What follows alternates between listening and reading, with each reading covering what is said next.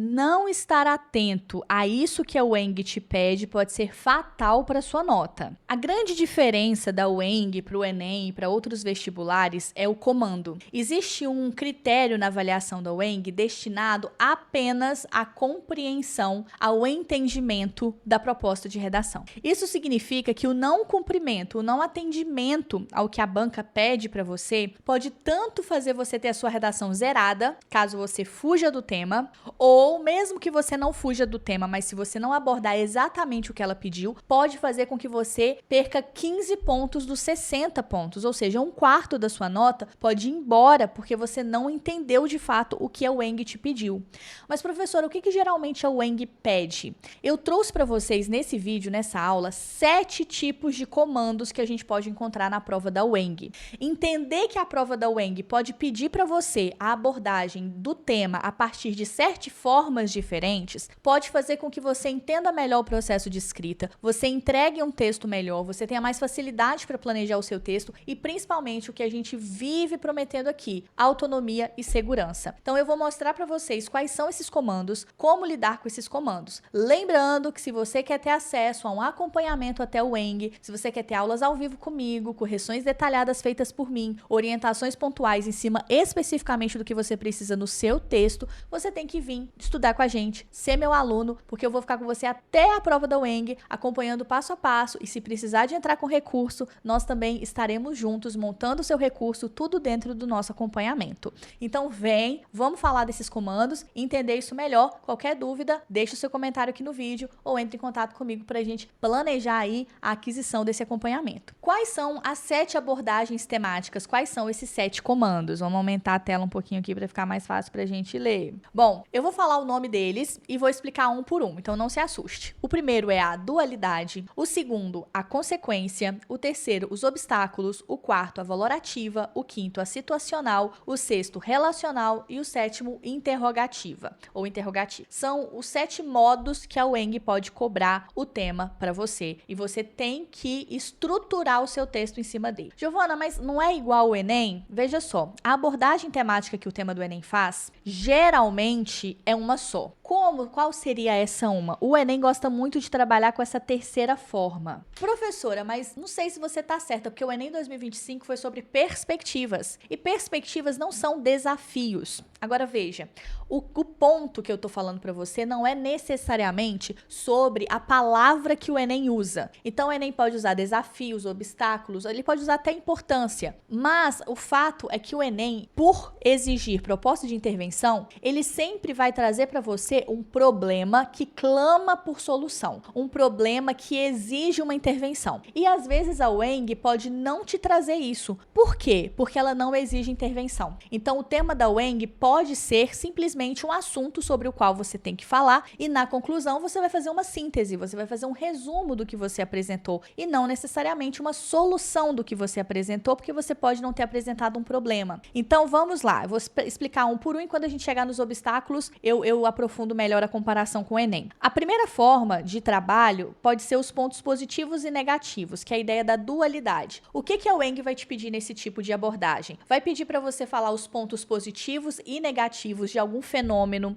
de algum processo, de algum tema, de algum assunto, só que você não pode ficar em cima do muro. Você vai ter que tomar um lado. Aí você pode pensar, Giovana, se eu for tomar um lado, então eu vou falar só dos pontos negativos ou só dos pontos positivos. Veja bem, não é isso que a prova quer. A prova quer ver o seu nível de maturidade para perceber se você, mesmo tendo um posicionamento mais para um lado, se você consegue considerar os pontos do outro lado. Então vamos pegar um exemplo aqui. Imagine o tema inteligência artificial. O tema pode ser os pontos positivos e negativos do uso da inteligência artificial na sociedade brasileira. Se você tá aí pensando, nossa, mas é óbvio que só tem ponto positivo, ou então, nossa, é óbvio que só tem ponto negativo, você tem que conseguir fazer um parágrafo, pelo menos, falando os pontos positivos e um falando os negativos ou vice-versa. O que você não pode esquecer é que o segundo parágrafo de desenvolvimento sempre vai ser aquele que para você tem mais força. Então, se você acha que tem mais pontos positivos na IA do que negativos, o positivo tem que ser o D2, porque aí você vai fazer aquela quebra, porém, entretanto, contudo, e vai apresentar o os pontos que você acha que são mais fortes. Então, é sempre o D2. Ô, Giovana, e se eu não conseguir ficar nem de um lado nem do outro, mas falar que depende? Então, por exemplo, tem pontos positivos, tem pontos negativos na IA, mas depende da forma como se usa. Excelente! Você tem um posicionamento, você sabe o que você pensa sobre isso e você vai deixar bem claro em um parágrafo, você vai deixar um parágrafo só para isso, explicando para o seu leitor, de forma muito clara, como deveria ser esse uso na sua visão para que ele possa ser positivo. Tome muito cuidado para você não deixar no ar, porque alguns alunos eles vão escrever, eles colocam assim, deve haver limites, deve haver um certo controle, deve haver um acompanhamento. Não, o ideal é que você explique qual deveria ser esse acompanhamento para que os pontos positivos sejam de fato usufruídos. Então, pode se preparar para esse tipo de tema, pontos positivos e negativos, sabendo que um parágrafo vai ser para o positivo, um para o negativo, e na conclusão você vai reafirmar aquilo que você pensa. Mesmo que seja, apesar de ter pontos negativos, também há pontos positivos, desde que a inteligência artificial seja utilizada de forma correta. E não esquece de dizer qual seria essa forma correta. O segundo tipo de abordagem são os impactos, as consequências. E veja, a própria Wang já pediu esse tipo de tema. Ela traz mudanças climáticas e pede para a gente trabalhar os impactos multidimensionais. O que seria isso? Para a saúde, para a economia e para o meio ambiente, por exemplo. Então, pode ser saúde, economia, meio ambiente, sociedade. Existem várias dimensões que um problema pode afetar. Então, ela pode pedir para você trabalhar os impactos multidimensionais do envelhecimento populacional, os impactos multidimensionais das mudanças climáticas e aplicar esses impactos dentro de cada um dos temas. Veja que nem sempre vai ser uma coisa ruim. Então, por exemplo, envelhecimento populacional não é ruim, todo mundo quer ficar mais velho, porque você não quer morrer jovem. No entanto, você não vai falar que o envelhecimento por si só é ruim porque ele traz impactos ruins. Não, você vai dizer que o envelhecimento populacional, ele trouxe impactos e a nossa sociedade, por não estar preparada, não está sabendo lidar com esses impactos. Então, pode ser também uma proposta de tema bem legal. Obstáculos é a forma que o Enem mais gosta de trabalhar. Mesmo que não haja a palavra desafios ou obstáculos, como houve, por exemplo, em 2025 com perspectivas, você percebe que a ideia é que nós temos alguma coisa acontecendo e isso precisa ser promovido ou combatido. Essa é a ideia de usar a palavra desafios. A gente pode ter desafios para promoção ou desafios para o combate. No caso do Enem, não é o objetivo do vídeo, mas só para vocês entenderem. O Enem 2025, perspectivas acerca do envelhecimento no Brasil. O que nós temos aqui? Nós temos o perspectivas no sentido de desafios para promover um envelhecimento saudável, desafios para garantir um envelhecimento seguro, digno para as pessoas, ou então desafios que o envelhecimento da população traz para o Brasil. Então, você pode perceber que o desafio ali, ele tá dentro da palavra perspectiva. E lembrando, como a gente tem uma proposta de intervenção no Enem, independentemente da frase temática, a gente sempre vai ter um problema a se solucionar. Isso é algo básico da redação do Enem, básico, não tem como fugir. Valorativo, o que a gente tem aqui? A gente pode falar de temas que falam sobre a importância de alguma coisa, o papel de alguma coisa. Lembrando que pode ser a importância dentro de alguma coisa específica. Então, por exemplo, pode ser a importância do esporte para pessoas com deficiência, pode ser a importância do voto para a democracia. Então, o tema pode ser simplesmente a importância da democracia, a importância do voto, a importância da participação juvenil na política, pode ser um tema assim, como também pode ser a importância daquele assunto para um determinado âmbito. Então, essa também é uma possibilidade. Então, a importância disso para esse âmbito, a importância daquilo para essa área, também é uma possibilidade. A abordagem situacional é a que vocês mais têm medo, mas que não deveriam, porque a verdade é que ela é a mais fácil, porque ela traz para você todas as informações que você precisa. O que seria essa abordagem situacional? A prova, ela diz para você quem você é, escrevendo aquele texto, se você é um aluno, um professor, um político. Ela traz para você o público-alvo, quem vai ler aquele texto ou quem vai ouvir aquele texto. Ela traz para você o assunto que você tem que tratar, às vezes até em formato de tópicos. Ela fala assim, olha, o seu texto tem que abordar isso e aquilo. Às vezes a prova faz isso. Ela traz tantas informações para você que vem tudo arrumadinho, bem bonitinho, bem bonitinho. Também é uma possibilidade.